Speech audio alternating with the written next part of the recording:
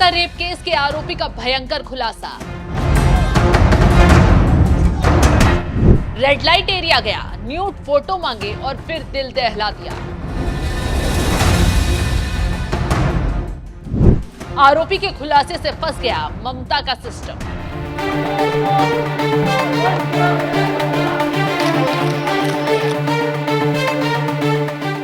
नमस्कार, आप देख रहे हैं एनएमएफ न्यूज में आपके साथ शब्द। 14 अगस्त की रात कोलकाता के आरजीकर मेडिकल कॉलेज में महिला डॉक्टर के साथ जो दरिंदगी हुई, उसने पूरे देश का खून खौला दिया है। बेटी को इंसाफ दिलाने के लिए देश ही नहीं विदेशों तक से दरिंदे को फांसी दिए जाने की मांग उठ रही है। लेकिन राज्य की मुखिया ममता बनर्जी आरोपी को लेकर राजनीति करने में बिजी है।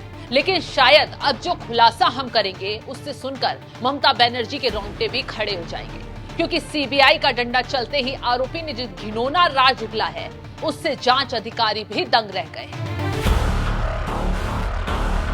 सोशल मीडिया पर 5 जने ने एक ट्वीट किया, जिसमें आरोपी संजय रॉय ने उस रात कैसे वारदात को अंजाम दिया, उसी बातों का खुलासा किया है। 5 जने ने अपने ट्वीट में क्या कुछ लिखा, तो चलिए ये भी बताते हैं। ट्वीट के मुताबिक संजय रॉय ने उस रात शराब का सेवन किया। घटना से पहले आरोपी रात 2 बजे अपने एक साथी के साथ सोनागाछी रेड लाइट एरिया गया। संजय का साथी वैश्या के घर में घुसा, जबकि संजय बाहर खड़ा रहा। उसके बाद दोनों रात करीब 2 बजे दक्षिण कोलकाता के एक और रेड लाइट एरिया चेतला गए। संजय ने नशे की हालत में वहां से गुजर रही एक महिला के साथ छेड़छाड़ की। उसके बाद संजय रॉय का साथी घर चला गया, जबकि संजय को सुबह करीब 3:50 पर आरजीकर अस्पताल के ट्रॉमा यूनिट के आसपास घूमते हुए देखा गया। वह नशे की हालत में ऑपरेशन थिएटर में दरवाजा तोड़कर अंदर घुसा।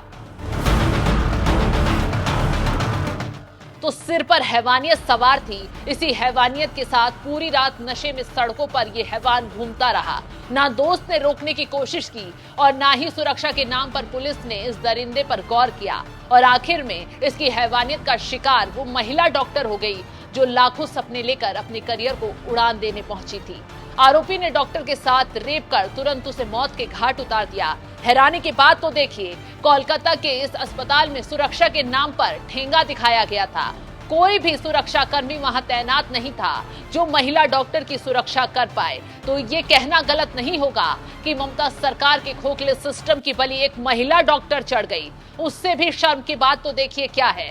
उससे भी शर्म की बात तो ये है कि एक तरफ ममता बनर्जी मार्च निकालकर इस मुद्दे पर राजनीति कर रही हैं, तो दूसरी तरफ बंगाल पुलिस ने शुरुआत में इस मामले पर पर्दा डालने की पूरी कोशिश की। पहले एफआईआर दर्ज करने में देरी की गई, उसके बाद एफआईआर दर्ज की तो महिला की हत्या को आत्महत्या दिखाया गया।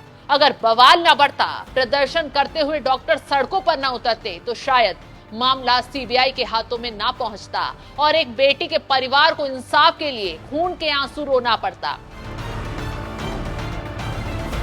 खैर, अब मामले की जांच सीबीआई के हाथों में है और आरोपी को जल्द से जल्द कड़ी सजा दिलवाने का काम तो शुरू ही किया गया है, बल्कि सुप्रीम कोर्ट भी इस मामले पर सख्ती दिखा रहा है।